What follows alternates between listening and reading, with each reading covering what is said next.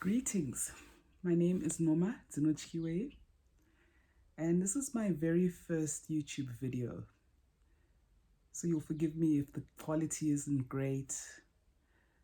I've spent hours watching other people trying to do their thing, trying to polish it up, trying to make it professional.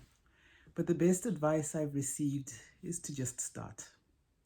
So today I'm going to talk about my spiritual journey, and I get a lot of questions about my journey. First of all, I'm a trained lay preacher in the Methodist Church in South Africa. I actually preach in church. I also happen to be spiritually gifted and have a spiritual calling. And the question always is, how do you balance the two? On a Sunday, I'm in church and I'm preaching, but I'm also wearing my ancestral beads, as you can see. I also have them on my wrists as well. And these are bead patterns and colors that I've been given in my dreams. So the first thing that I learned about this journey is that it's a lifelong one. You don't stop learning. Every time you learn something, every time you think you know something, Spirit takes you a little bit deeper and you understand more. I grew up in a Christian family. Both my parents were Methodists. Both of them were local preachers. My father passed away last year. My mother is still alive and she's still preaching in church too. She actually grew up in the United Congregational Church in Zimbabwe, in Chipinge, where she was born. But she joined the Methodist Church because of my father, because my grandmother and her mother before her were also Methodists. They joined the Women's Fellowship, the ones with the red, black and white uniform. So we were a church family, we were a Christian family. As much as I talk about my spiritual journey from an African spiritual perspective, it hasn't only been about the African spiritual perspective. Essentially, the journey began when I was born. Obviously, I don't remember much of my early years. I do recall being very sick, and my mother had to, take me to hospital over and over again, severe tonsillitis. And she reports that when she took me to hospital, I'd leave home literally comatose, almost unconscious with the fever. But once I got to the hospital, I'd start running around and it didn't seem like I was sick at all. And the nurses and the doctors would look at her like she was crazy. Now I understand that sometimes what happens when a child is sick, it is spiritual. And when they get into an atmosphere where there's a strong smell of disinfectants and methylated spirits and surgical spirits, the spirits that have taken over the child actually leave temporarily. I experienced that with my own children.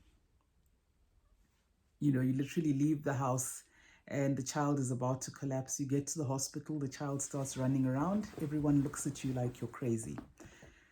So it's been a very long time. Of course, I had very little awareness at the time. I do remember having very vivid dreams at a young age and not really having the language or the ability to describe what I was seeing. A lot of it only made sense years later as I connected the dots. I got to know which family members were not so good, not so kind, which family members dabbled in witchcraft, which family members, were willing bystanders. And of course, you can't really tell people those things. You just kind of stay away from auntie so-and-so and you don't engage. But I became a born-again Christian at the age of 15. I'd also by then had a very series of intense dreams. I'd had strange occurrences. I had a small brown snake appear in my room. Now I understand when that snake appears, it's not poisonous. You're not supposed to kill it. It's just your ancestors announcing themselves. We didn't know any better. We killed it. At least my dad did. Because from where I come from, a snake is a snake. I know better now. I did at one point also almost get bitten by a puff adder in my room. To be quite honest, there's no rational explanation of how it got there. We just told ourselves maybe because the windows were low and it crawled up the wall into the room, but that was the explanation that comforted us, I guess, at the time. So I was lucky enough because as the puff adder came out of my room, my door was the only one that was open. I was coming out of the bathroom and something told me to look down. And as I looked down, I saw my big toe just about to step on the head of the snake, which was poised to strike. If I could replicate that leap, I would have gone to the Olympics. But anyway, I landed at the other end of the corridor. I called out to my mum, who was petrified of snakes. And she said, call your dad. Luckily, my dad had gone outside. So when he came back into the house, I said, there's a snake. And I showed him the snake in the passage. And of course, he killed it very quickly. We lived in an area which was near a mountain, so there were a lot of snakes around. So we didn't really consider it very unusual. But honestly, that snake would have bitten me and I would have died because the puff adder is venomous. But I'd also been having very intense dreams about pythons, about very large cobras, enemies chasing me, and I became a born-again Christian. My friend took me to Scripture Union, and one day we had a Scripture Union event or service, and the leader of the Christian, the fellowship there at the Scripture Union, that chapter, asked if anyone wanted to accept Jesus as their Lord and Savior. My friend was already born again. So I put up my hand, I said the sinner's prayer. I was given a small Gideon's Bible that I read every night. And with me becoming a born-again Christian, things got a little bit calmer. I slept a little bit better. I still slept late.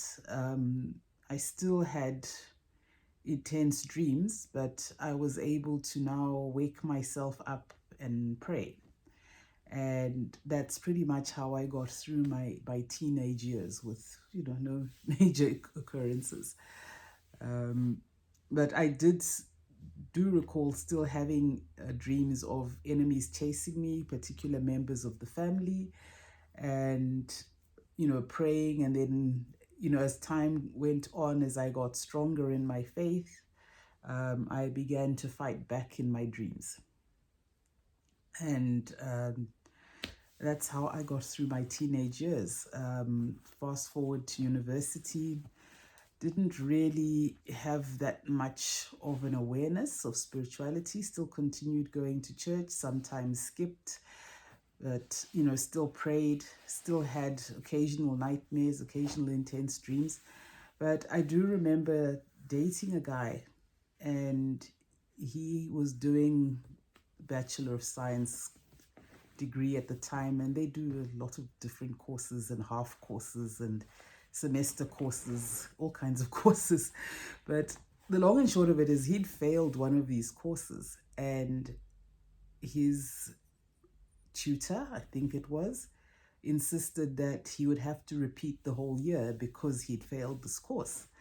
And I really felt for him. I mean, he was from a very difficult family situation. His parents were divorced, very traumatic upbringing, and very strained financially. They were in the family, so repeating would have meant that he wasn't going to get funding for his final year. We were in second year at the time, so he wasn't going to get funding the next year because he'd be repeating. So I went back to my room that night. I prayed, and really, I mean, I would pray every night, but now I was praying specifically for the sky.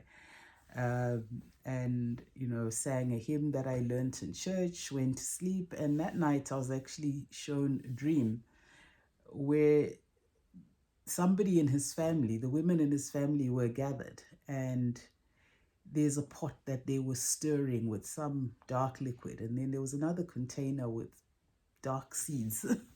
I can, I know the plant if I see it. I can find it. I know the smell of those seeds.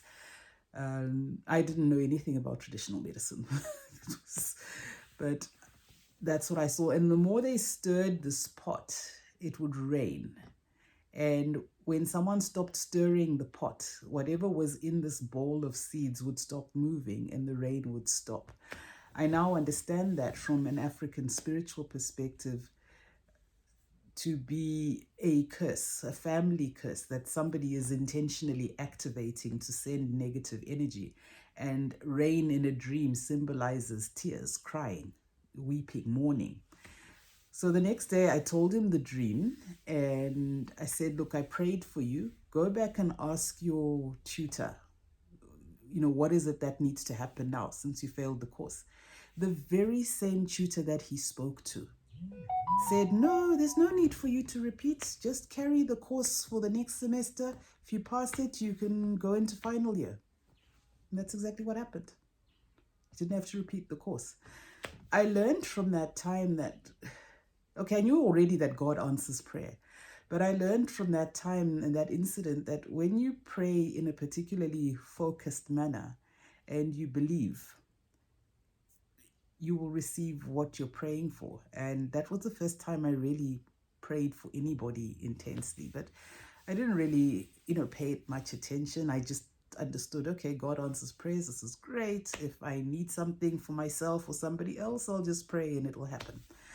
I did go through a series of spiritual attacks in my final year.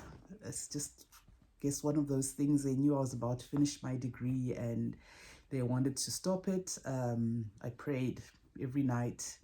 At one point I dreamt I was in a forest and there were so many snakes. I've never seen so many snakes. And one bit me and I actually woke up with pain in my foot. And I remember praying over some water and then washing my foot with it. And after a couple of hours, the pain wore off and I went about my day.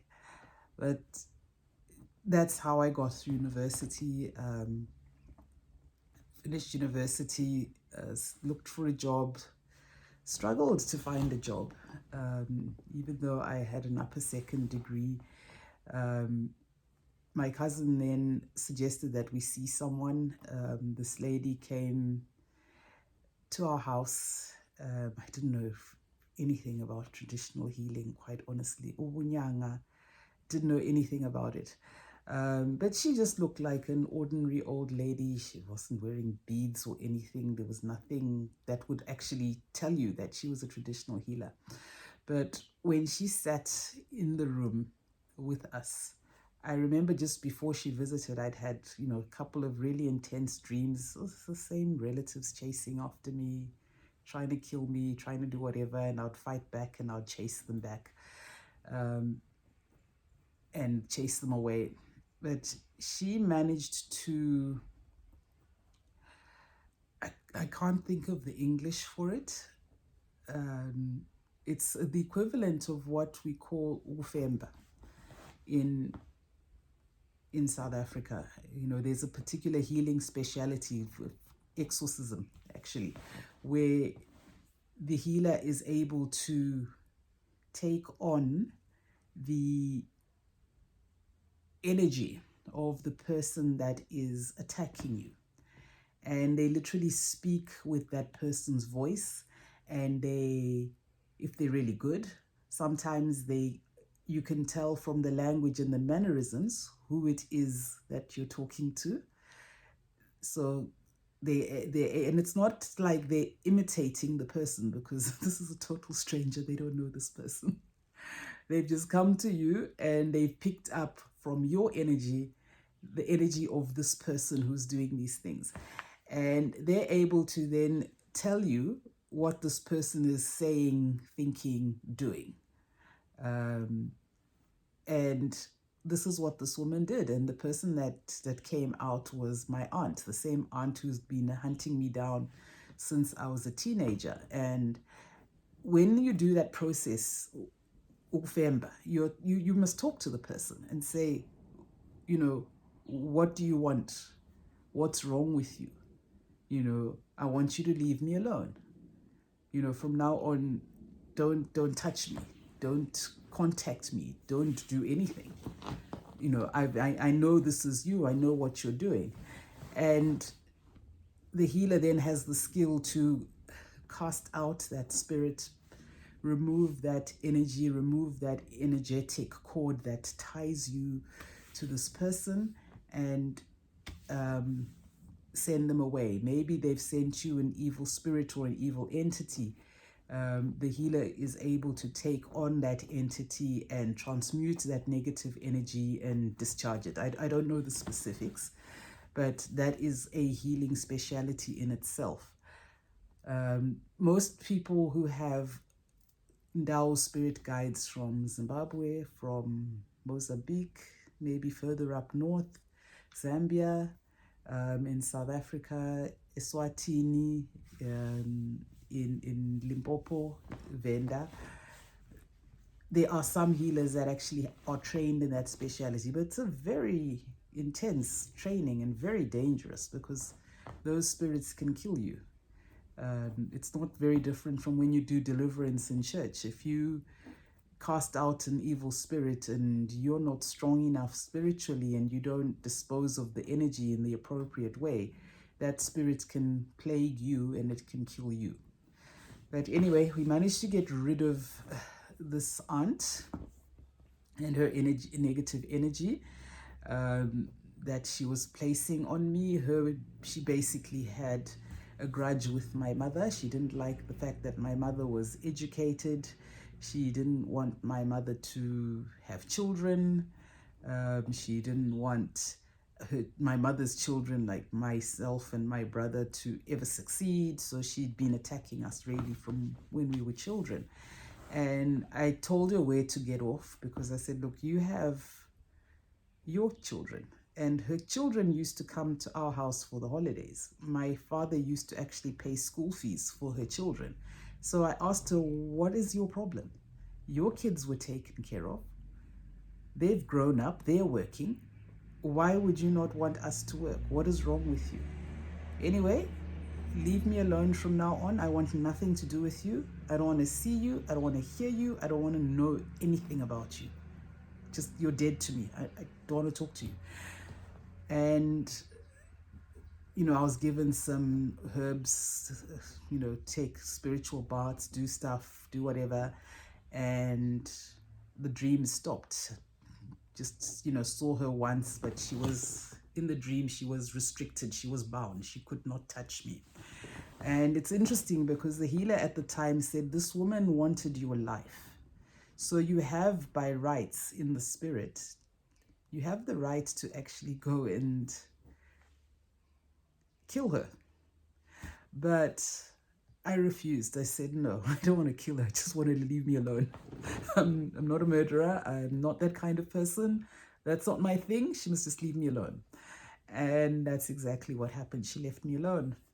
Never saw or heard from her again until a couple of years ago when she died. And because she died, she appeared in my dreams, and I was shouting at her. I said, what are you doing? What are you doing in my dreams? I don't want to see you. I told you I don't want to see you. Leave me alone. And she said, please tell your mom that I'm sorry. And what she basically did was she confessed to all of the witchcraft that she'd been doing against my mom, my brother, myself. And I was then shown in the spirit how she did these things. And that's when I started to understand that with spirituality, it's like there's a veil between the living and the dead. And not everybody can communicate with the dead. There are people that are specially gifted with the ability to see and hear spirits, who can then communicate what those spirits want or need or are doing, and therefore can, help other people. So she then must have had to beg my ancestors and spirit guides and guardian angels to say, please let me appear this one time. I need to say this. And I suspect it's because when she died and she tried to get to the land of her ancestors, as we call it, isibaya sabantu bagini, the crawl, where you keep cattle, but we call it the crawl. But basically, she was not able to go and rest with her ancestors until she confessed to what she had done. So I had no choice. I had to just give my mom the message and say, I dreamt of Auntie so-and-so, and she said she was sorry. And this is what she had done, and this is what I was shown. So now I understand that those of us who are spiritually gifted and called have the ability to communicate with spirits. Spirits will come to our ancestors and ask for permission to say, please show Norma X, Y, and Z. Please give her a message for so-and-so. Please show her whatever's happening, because not everyone can communicate. I've received messages, especially ever since I officially started on my journey as an African spiritualist. I've received messages for people, random strangers, I don't know who they are. I don't know them, I don't know their family history or their background. Some are people that I've done readings for, other people I haven't done a reading for, but I got the message anyway. And all I've had to do is pass it on. Sometimes they take the message, sometimes they don't. But I really got to a point where, I was working, I got married, I had my kids, my 2 sons, but things were just always difficult, financially more difficult than they needed to be. Work-wise, being an empath and highly intuitive, I attracted a lot of narcissists in my career, narcissistic bosses. If I could document everything, I think I would actually have a PhD. Just talking about toxic workplaces, narcissists, bullying, and they come in different forms: men, women, young, old, different types. And each time you think you've mastered how to deal with a certain type, you get a new one, you attract a new one. But I understand that now to be a result of my childhood wounding. There were some traumatic events and incidents in my childhood that left childhood wounds. I also inherited some trauma from my grandparents and my father, because he was orphaned very young. All of that trauma, what it does is it creates these wounds, these inner wounds that you don't see. You think you're just like everybody else and you carry on with your life. But you have these inner wounds that you don't see. And those are the ones that attract the narcissists, the manipulators, because they also know that you're a good person. You're trying to be a good person. You're not a cruel person. You have, an innate desire to make things pleasant and comfortable for people. So they come for you because they want that light. They want that good energy.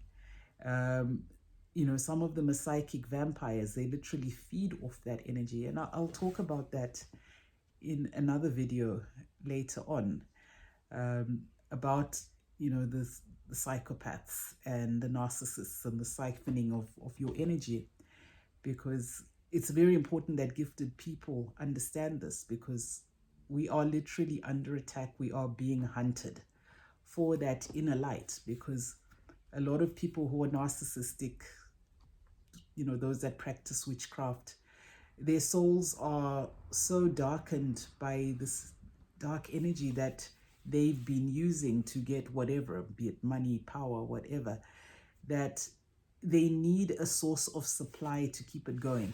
In psychological terms, they call it narcissistic supply. You've got to constantly make this person feel good, because they don't feel good about themselves by themselves. They're not able to counsel themselves when things go wrong.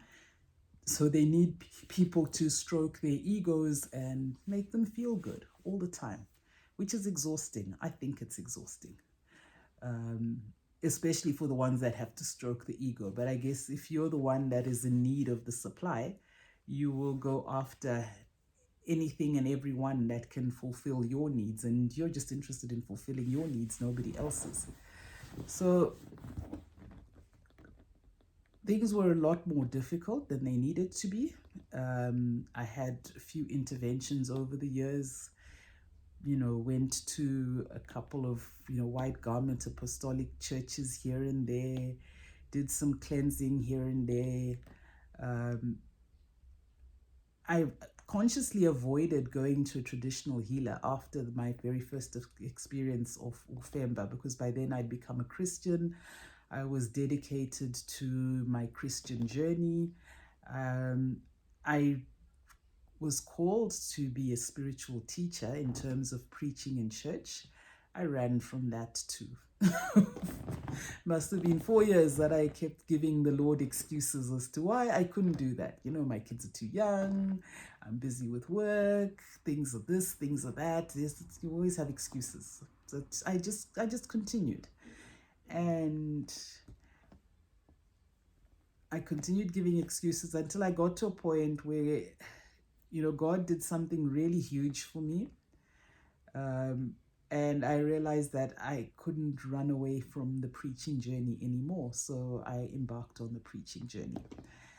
And it wasn't the easiest journey. The first year was great. I passed my courses, but only to find I'd taken 2 of the wrong courses. Then the next year I took the correct courses. And then the year after that, then they added another course to the curriculum. I was so frustrated. I still went on and I did that course. Then in year 4, I did fail a course somewhere along the way. I didn't submit an assignment on time. I submitted the wrong assignment because I was exhausted and I was traveling and I was working, and the assignment was due on the day that I was traveling, and I was sitting in the airport lounge frantically typing. And after all of that, I clicked on the wrong assignment. So I failed the course. It's funny now, but it was really, really devastating back then, because it felt like this journey was just not going to get done. In the meantime, you're not just studying, you're preaching. And every time you preach, you're being critiqued. You are being marked. They assess you on your delivery of the content. They assess you on what it is that you're doing and how you're doing it. They look at your mannerisms, the way you speak. They check whether the congregation is engaged. Are they listening? They check the quality of your sermon. Does it point to the essential issues that the Methodist doctrine treasures, things like salvation by faith, and God's prevenient grace, which is available to all. They assess you on all of these things. So every service you're being marked. So I was marked for 5 years. I had to preach I think I preached at least 2 services every quarter. And so I preached pretty much maybe 8 times a year, sometimes maybe 10 or 12 times a year, because if the minister was away and he needed a stand-in, he would ask me to then step in and preach at the service, which I didn't mind, because those weren't assessed. But the official ones that I was assigned to, those were assessed. So it was a long journey. Eventually I completed all my courses, and then at the last hurdle, they lost the mark for my last assignment. And they failed me just like that. And then I had to resubmit that assignment, and it took another year just to get the mark. Eventually, I got the mark this year, which was amazing. It meant the official academic journey was over, I was then required to present at our local preachers' quarterly meeting, which is where all preachers meet to give an account of themselves and their service, and whether the work is going well. And it's kind of like a peer review, and I think it's a great thing because I think it keeps the people in line. If there's issues of discipline, they're dealt with in that forum. So I have not witnessed in all the years I've been a Methodist issues or incidents where there's been misbehavior by a member of the leadership of the church or a preacher or a minister that has not been dealt with. There are a few that do misbehave, but they are dealt with. You are asked to resign. You are defrocked. If you're a member of the women's fellowship, they will, defrock you. You will remove the red jacket. You will go back to the white jacket, and you'll have to start the work all over again to earn that red blouse or red jacket.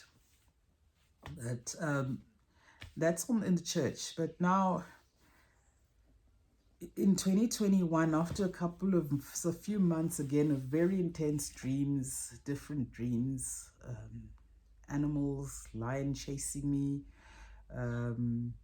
in the one dream, and it was very interesting because I'd seen lions in my dream many times before, but they'd be at a distance, didn't bother me. But this particular dream, I'm walking through a field, and then there are these lions, and something says to me, I need to run. So I start running, and I run, and I'm chased up a tree. And then as I get up the tree, this lion grabs my slipper that I'm wearing. And for some really weird reason, when the lion sees that underneath my slipper, it details my lineage, my bloodline. I just saw it was written, something was written there, and it was actually my lineage or my bloodline. It seems my guides just had to remind the lion of who I was. After that, the lion was shocked and let go of me, let go of the slipper. And I'm like, okay, this is cool. Lion's not chasing me anymore. But there were other dreams that were very intense. And that's when I eventually was led to go for a consultation, because no amount of praying was going to stop this. And this healer was very, very good. And I'm happy to share her details. It's Gogo Ntombi Amanzi. She's brilliant with dream interpretations. She does the hashtag Dream Rehab on Sundays. And she basically explained what my dreams were about, and the fact that it's my ancestors and I have a calling and I need to take up my calling. And so I started on the journey. I had to learn Upahla. I watched a gazillion YouTube videos on Upahla. So if you're interested in learning about Upahla, just put it in the comments below, and I'm happy to do a video on that, although there are other videos. I continued to pray, but I prayed every day. Previously, I got to a point where I couldn't even pray anymore. My spiritual life was so dry. Everything was so difficult. I believed in God, but it was just not working out. It was kind of like, where is God in my life? All these things, all these problems, all these issues. However, he's been there consistently. He's taken care of me. As I've gone through the spiritual journey, I'm now understanding just how bad things were. In my father's language, isiZulu, sithi kuyabheda, bekubheda ngempela. It was intense, it was tough. And it's only now that my ancestors, my angels, and my spirit guides are unveiling for me what was actually going on. I was in the middle of a spiritual warfare. I've been in the middle of this spiritual warfare. It's been for all of my life, and I'll unpack the details of my journey as we go. But a lot of it had to do with my lineage, my bloodline, things that certain people had done, things that certain people had stopped doing. Because, I mean, we were no longer traditionalists. We didn't slaughter, we didn't do any ceremonies, we were Christian, and we'd been Christian for 3 or 4 generations. So we didn't know these things. And our enemies basically took advantage of the fact that we didn't know these things. My parents were orphaned very young. Nobody taught them anything. They just muddled through life as best they could.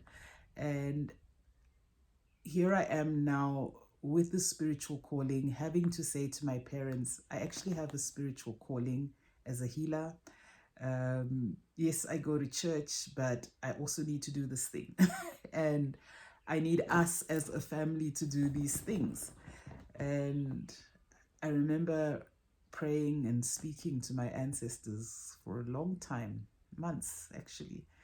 But it was a really good thing, because by the time I broke the news and spoke to my parents, they understood that we have ancestors. They understood the very basics of upahla, but they didn't do it on a regular basis. They didn't have any sort of ceremonies or anything like that. They just did what they needed to do. So we then started on the journey with them, you know, cleansing the home, bringing in our people, because literally they were out in the cold. They were out there. We call it ukungenisa abadala ekhaya in isiZulu. So we did that. And I remember my dad had been very ill, bedridden, and which was painful and debilitating, because he was a very active person. So to be confined in bed because, you know, he had these sores that were diabetic. They thought they were diabetic. They were actually not diabetic ulcers. They were venous ulcers. During COVID, when nobody could travel, eventually, you know, we managed to bring him. We managed to get him treated. He was cured, but we then also had to understand what the spiritual cause was. And it was really just that we never did anything spiritual, nothing to do with ancestors at home. So he was able to start his journey, getting to know his ancestors, getting to know his people, working with his people.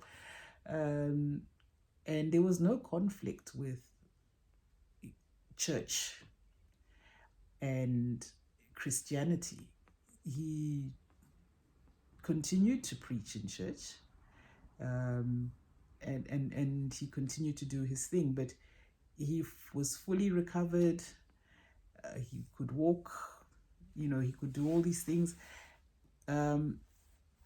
Unfortunately, we lost him, I think exactly a year later. I guess his time had come. He was a very kind man, big-hearted, a little impatient, short-tempered, but he did so much for so many people. And I remember going through his stuff, because I knew my mom wouldn't be able to do it. After the funeral, you know, there were files upon files of minutes of church meetings he attended, conferences. He used to coach and groom and examine preachers. He you know, used to do like freelance consulting work, you know, people that had problems at work, because at one point he was a human resources director in his career. Previously, he was a magistrate, so he knew the law. He had a massive library of law books, but he was forced to leave the legal profession because, you know, there was just too much political interference. He took early retirement because of, you know, stress, high blood pressure, etc., etc. But it was God's way of saying, you need to get out because this place isn't for you. And he went on to have a very successful career as a human resources director at a private company, dealing mainly with labor law and you know, corporate governance. And so he did very well, and he eventually retired.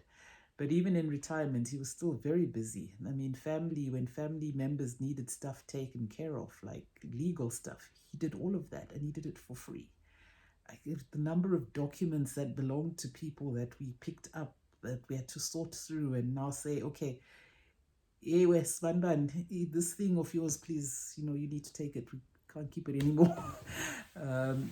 The person that used to deal with it is not here anymore. You need to take it over, and you need to sort it out. There's a lot of stuff like that. But I digress. But what I've learned from the journey is there is no conflict between Christianity and African spirituality when practiced properly. And by practice properly, I mean you are staying in the light. You are speaking to your ancestors that are godly, the ones that love God, that keep God's law, because they were there. I mean, Christianity came to South Africa in the 1600s, late 1600s maybe.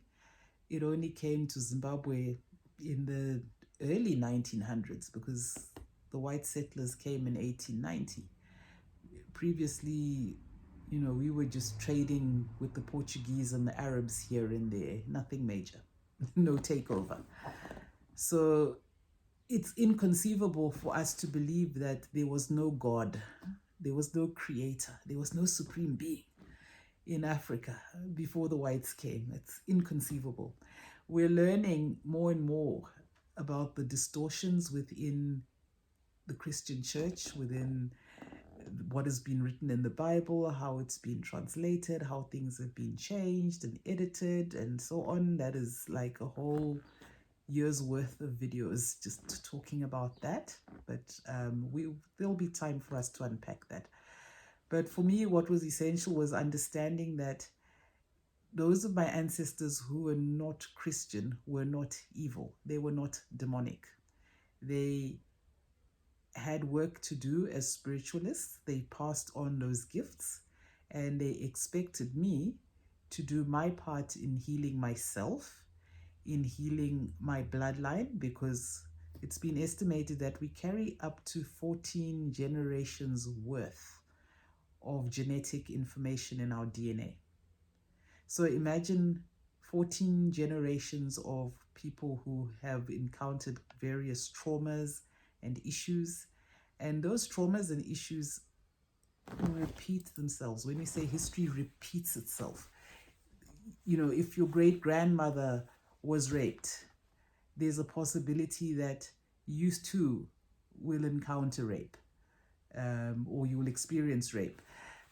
If your great-grandmother was assaulted by her husband, domestic violence, domestic abuse, there's a possibility that that is a pattern that could recur in your life.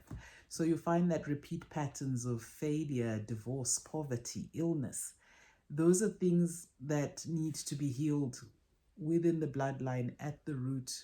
Cut off those energetic cords that keep us repeating those patterns. And that's what healers do. That's why they take you to the river to cleanse. That's why they give you herbs to, sweat out certain impurities in your body, and awaken your mind, and remind your body to let go of this trauma, to let go of these memories, and give you a fresh start, a clean start. So it's not that healers are perfect. It's not that we are necessarily fully healed. The only thing is that we experience a lot more trauma than the average person. And because we experience a lot more trauma than the average person, it means we are able to transmute that energy. We are able to heal. We are able to recover. And because we're able to heal and to recover, it means that we can help others to do the same. There'll always be someone who comes and asks for help because they're going through something that you've been through. And if you recall what I said earlier about your ancestors behind the veil,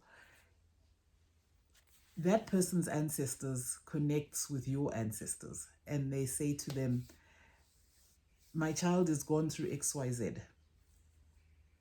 Can you guys help? And then, because our ancestors know what has happened to us past, what's happening to us present, what will happen future, they're able to say, okay, we do have someone who can help you. That's when they send you to WhatsApp or DM or call or email and book an appointment and book a consultation. You obviously are using your free will, because you at some point have prayed, your ancestors have understood that you are now ready to heal, and they then facilitate for a healer to appear. And you then consult that healer, and that person then helps you. Sometimes not necessarily because you've consulted, sometimes you will get a random message from a random person that you ordinarily don't talk to, saying, okay, XYZ and ABC is happening in your life. It's because your ancestors have seen that you're really not getting it. So they do something unusual to wake you up. So we all get woken up in different ways. So my awakening actually has been a lifelong process. There are things that I have resisted. There are things that I have agreed to. But I can honestly say that taking up my calling and going on the journey from an African spiritual perspective, it's actually made me a better Christian. Because even as healers, we must observe ethics. We must respect people's free will. We must be kind. We must be empathetic. We must be gentle as we hold the space for someone to heal. I'm not the one healing you. I am a messenger that passes messages from the people in your bloodline who have seen your pain. And because they're on the other side, they see clearly. They know what it is that needs to be done to heal your pain. So they will give me the message. I will pass that message on to you. What I work with, it's mostly tarot cards, which allow me to channel the messages. I'm not a medium, so I can't necessarily tell you who is bewitching you. I can't do that. Okay, sometimes I can. Sometimes they show me, but not every time. A lot of the times I'm doing a consultation with a person for the very first time. They're a total stranger. I don't know your family. All I can do is tell you from the tarot cards that the energy that's surrounding you indicates that you're under attack. You're under spiritual attack. I use candles, and when I look at the candle flame, certain things tell me that the flame rises, or there's drama, there's a fight, or when they agree with me, or if there's a problem with that particular bloodline. Like, let's say, the candle on your mother's side, the flame is very low. I'll ask, what's happening with your mom? And 9 times out of 10, there's actually issues. Sometimes it's not that there's a problem with the ancestors. Sometimes it's just that if you're dealing with very ancient guides, they take a while to show up. So you can't rush the process. I'm always awed and humbled by the fact that people's ancestors are willing to come through, to speak through me, and to give me the messages for people. I would never have imagined in a million years that I'd be wearing ancestral beads, that I'd be doing tarot card readings, that I'd be doing counseling people with, oracle cards. I work with both tarot and oracle cards. The tarot cards tell me what's the problem, so they're my diagnostic tool. The oracle cards give me the solution. What is it that we need to do? A lot of it is about changing our minds. The Bible speaks of renewing of the mind, and awakening that Christ consciousness, so that we can be a fit vessel for the Holy Spirit, because we're improving all the time. But I'm going to leave it there. It's been a very long video. I will most likely split it up into parts, just so that you can take the messages and take the lessons. As I said, it's been a lifelong journey. It's not easy to talk about 47 years in a matter of minutes, without skipping over a lot of detail. And even then, I've skipped over a lot of detail.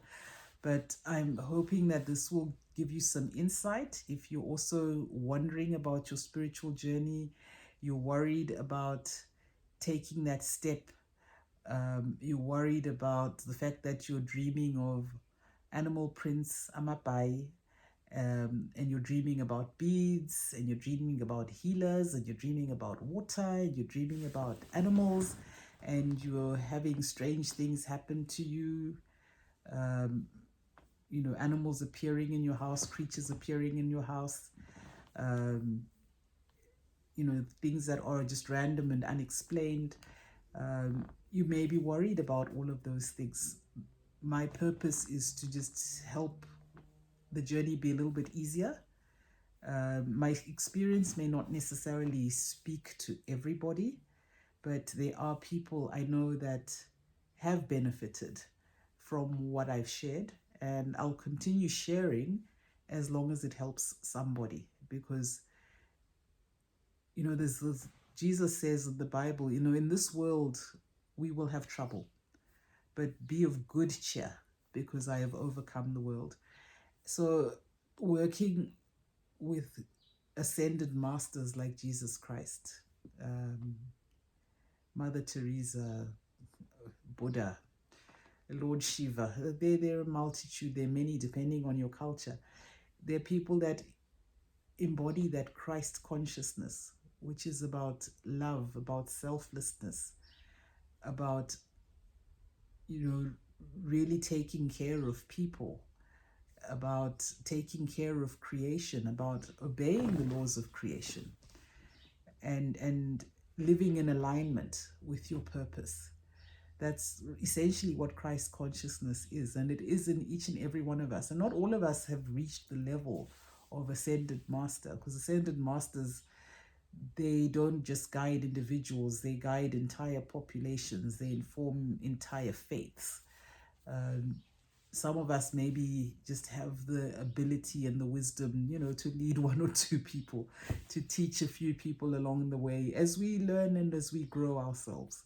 So I hope that this has been helpful. I hope that you will continue to engage. I'm going to leave the links below to my Twitter timeline and handle, and hopefully I'll post a few snippets of this on TikTok, and I'm going to be starting a podcast soon. So hopefully we'll continue to engage and you'll continue on your journey. I'll also post my number if you want to get in touch on WhatsApp, if you want to book a consultation, if you just want to chat. I do give out spiritual advice for free. Use it, don't use it. I've received a lot of spiritual advice that I learned from a lot of different teachers that are on YouTube, on Facebook, on various apps. There's some that I really would like to give a shout out to because I follow them regularly and I learn from them. One of them is Goko Simenjalo, and her channel is Afro Savvy, that she set up with her daughter, who's also gifted, also a healer. There is also Gogo Dineo Ndlanzi, very famous healer in South Africa, but I've learned a lot from her. There are others like Makosi, Hani Makwakwa, and her channel is Sangoma Society. Learned a lot there about cleansing, doing some DIYs. I have followed as well Gogo Maweni. I know she's very controversial, as well as Gogo Skoteni, probably even more controversial. But I feel that everyone has value. Everyone has something to teach. There's something to learn. Sometimes you observe, you watch, and you learn that actually this is not the way. Sometimes what will happen is you're watching is your own ancestors, angels, and guides will say, yeah, that's right, that's correct. Or no, don't do that. This is why they're doing it, and this is why it's wrong. So we learn. For me, the messages that I've been receiving lately is that in order for me to experience healing, I need to be open to healing information from other people. I need to take a leap of faith. I need to talk about my experiences, allow others to learn from them. I do that already on a limited scale for those who do contact me via WhatsApp. But I would like to be able to share this on a wider platform. And my story is my story. I'm not ashamed of it. There are parts of it I'm not yet ready to tell. And when the time comes, I will tell when it's beneficial. And there are parts of it which can help other people. So I do that. So I have a lot of information to share. So by all means, do stay tuned in. Do keep watching. And we look forward to engaging with you again next time. Thank you for watching.